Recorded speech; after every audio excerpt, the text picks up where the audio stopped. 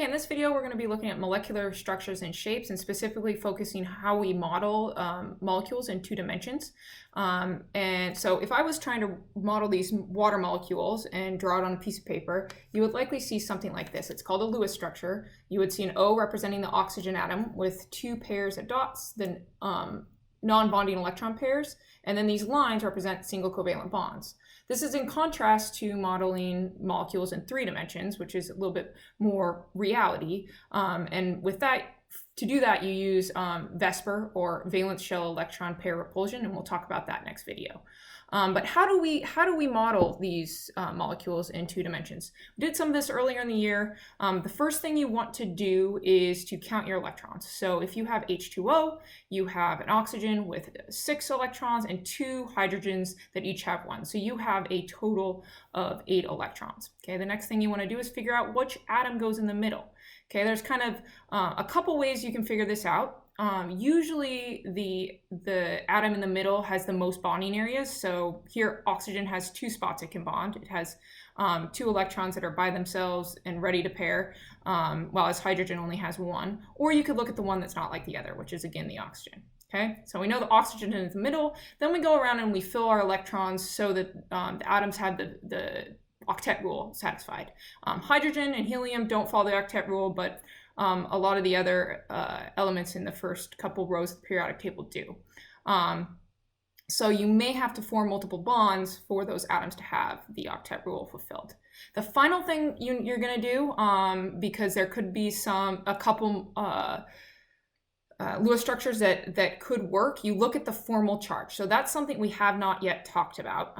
So I'm going to go ahead and we'll talk about formal charge in more detail. Basically, you look at the number of valence electrons that the neutral atom has and compare that to how many electrons are surrounding the atom. So if we want to figure out what the formal charge is for a particular atom in a molecule, you want to look at the number of valence electrons that atom would have when it's neutral. Okay, and then you're going to subtract from that the number of electrons that are surrounding that atom in the molecule as you have drawn it. So there's one caveat to this: the bonded electrons, so the electron pairs that are in a covalent bond, those are only going to count for 1 electron when you're looking at formal charge. Okay, if there is no charge on the overall molecule, you want your formal charges to equal 0. So you basically want those number of electrons around each atom to equal the number of valence electrons that the neutral atom has. So like hydrogen has 1 electron here because there's 1 covalent bond, and so it's expected to have 1 from the periodic table, so it has a formal charge of 0. If you look at the oxygen, there's 6 electrons around that oxygen. Oxygen is in column 16 on the periodic table, so we know it is expected to have 6 valence electrons when neutral, so it has a formal charge of 0, and the other hydrogen also has a formal charge of 0. Okay, so let's look at an example of drawing a Lewis structure. So the first one let's look at is Cl2. So with Cl2, the first thing I'm going to do is I'm going to count the number of electrons that I have altogether. I have 2 chlorines. I know chlorine is in column 17, so it has 7 valence electrons. So I have a total of 14 electrons that I have to work with. With 2 atoms, it's pretty easy. I know they're just going to be bonded together either in a single or double or triple bond. So let's start with a single bond. That represents 2 electrons. And then I'm going to go ahead and I have 12 electrons left. So let's go ahead and fill those on the exterior. And so each chlorine is going to have 6 additional non-bonding well, it has 3 pairs of non-bonding electron pairs. Okay, so I've used up all of my electrons, and it looks like each chlorine, if I check, fulfills the octet rule. Okay, so it gets 2 electrons from the bonding pair and then 6 around it. And then if I check the formal charge, chlorine, the neutral chlorine atom has 7 valence electrons. And if I count the number of electrons around a chlorine, and I count 1 from the covalent bond, and then there's 6 more around it, so I count all the individual electrons. So there's a total of 7. So it has a formal charge of 0, so that chlorine is happy.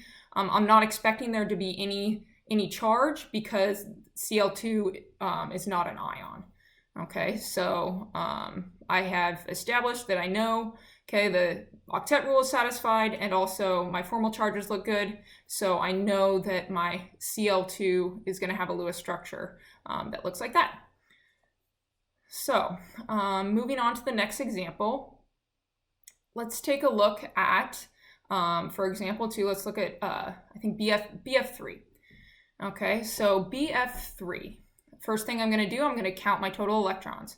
Okay, so I have a boron that has 3 valence electrons. And I know that easily from looking at the periodic table. It's in column 13. So if I look at the ones place of that column number, it tells me that there's 3 valence electrons. Okay, fluorine is a halogen. So if I take a look at the periodic table, column 17, 7 valence electrons.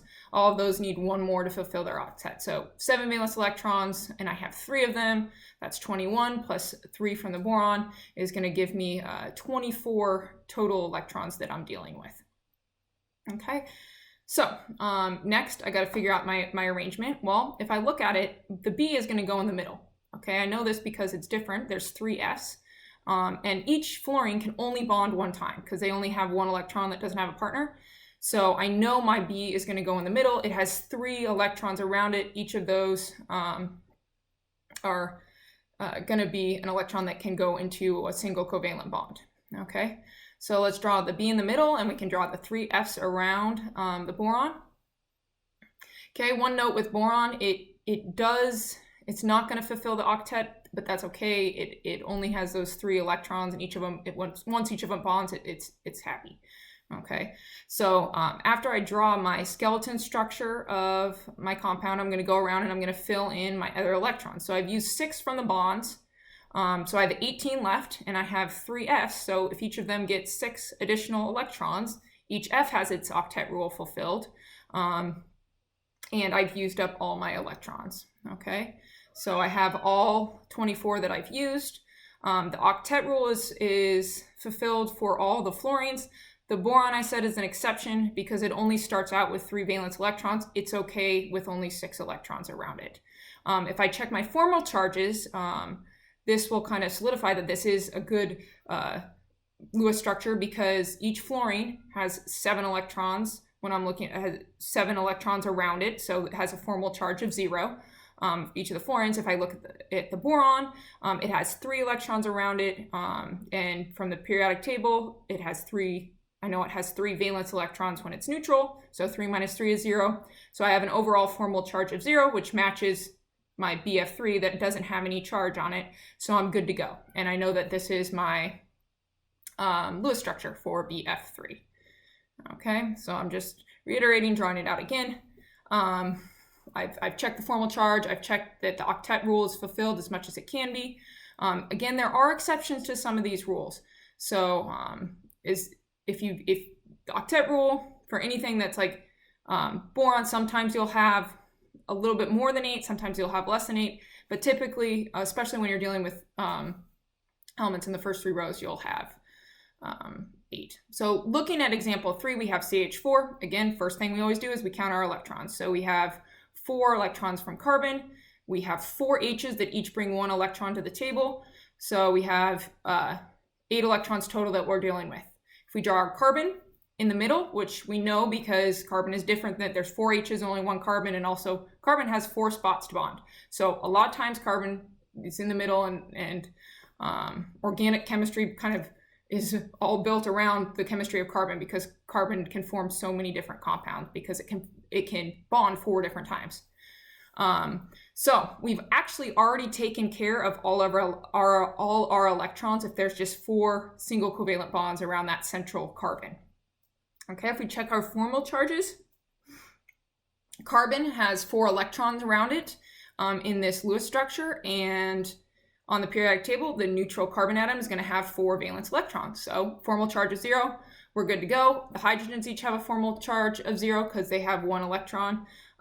So the formal charge is looking good. It's all 0, and CH4 doesn't have a charge. So we know our structure is going to be a central C surrounded by 4 H's. Okay, this next example, we're going to actually take a look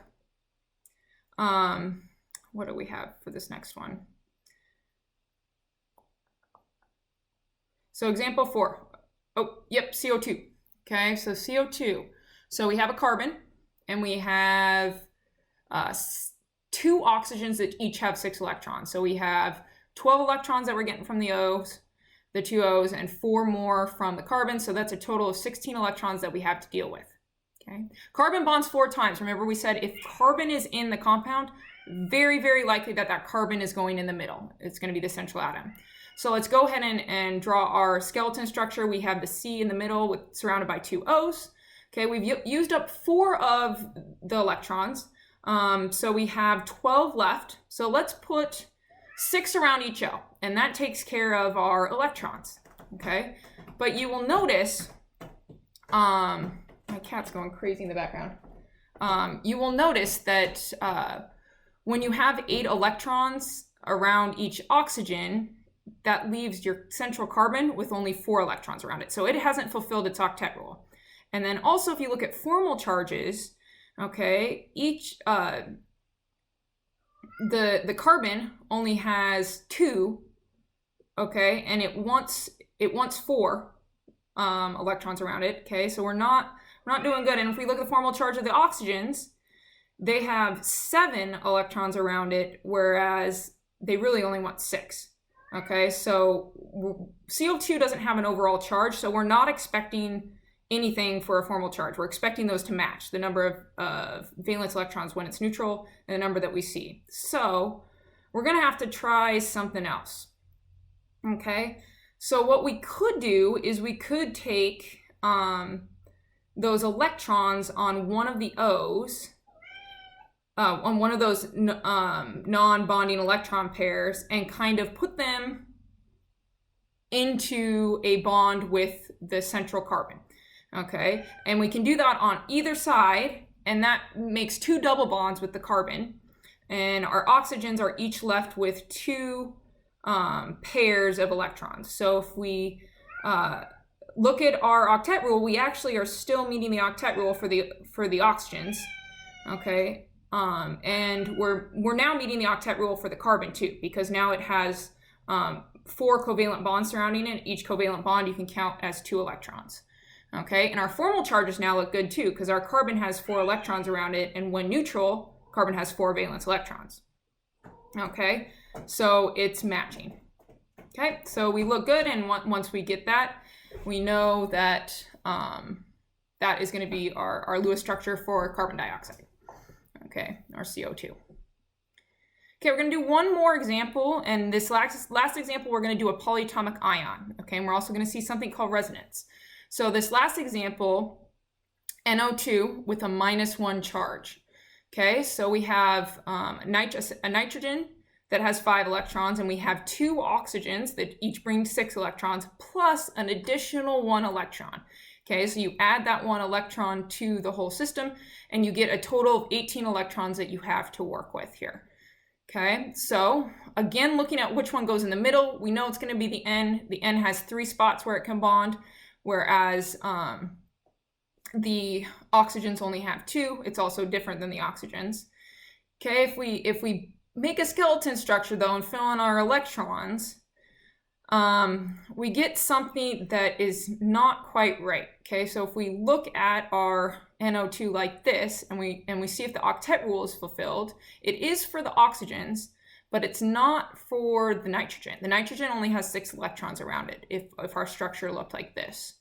Okay, so what we're going to do is we're going to do something similar than like we did with CO2. Okay, because if we look at our formal charge too, we overall have a formal charge of -1, because it's each oxygen is -1 and the nitrogen in the middle is a +1. However, we want to eliminate as many of those formal charges. Like we might have 1 atom with a -1, that's okay. We don't want to see everything with a charge. That's probably not the correct Lewis structure. So we can jump a pair of non-bonding electrons into a double bond, kind of like we did with CO2. And we get an N double bonded to one of the O's with a single covalent bond to the other O. Okay. If we look at our formal charges here, we have 0, 0, and then we have one of the oxygens has a -1 formal charge. Okay, so that looks a little bit better, and all the atoms have the octet rule fulfilled. Okay, they each have 8 electrons surrounding them. Okay, so when we draw our structure out, there is actually a -1 charge, so we have to put brackets and a -1 around our Lewis structure. Okay, you might ask, what can you have the double bond to the other oxygen? So there's 2 oxygens here. What if the double bond was in the other oxygen? And yes, the answer is yes, you can. And these are actually called resonance structures of each other. So you very easily could have that double bond on the other oxygen, and that is an equally valid structure, Lewis structure, and we actually call that a resonance structure. Okay, so some of these Lewis structures, there can be 2 or even 3 different resonance structures that you could draw that are equally valid. Okay, so what are the pros and cons of Lewis structures? So one of the pros is that it's very clear, you know where the bonds are, you know the bond type, and it's easily drawn. Okay, it's great for simple molecules that follow the octet rule, and it shows both your bonding and your non-bonding electrons. But there are definitely some cons, especially as molecules get bigger, it becomes really crowded, and when you have atoms that don't obey the octet rule, it gets confusing how to draw it. It also wrongly shows electrons in a specific location. We know electrons are in clouds of electrons, and we can only talk about probabilities. We don't pinpoint electrons. And also it's a 2D representation and not a 3D representation. So we will go into the 3D next week, or with the next video. And yep, that's it for this one. So that's Lewis structures, and you have some practice to do for this week's assignment.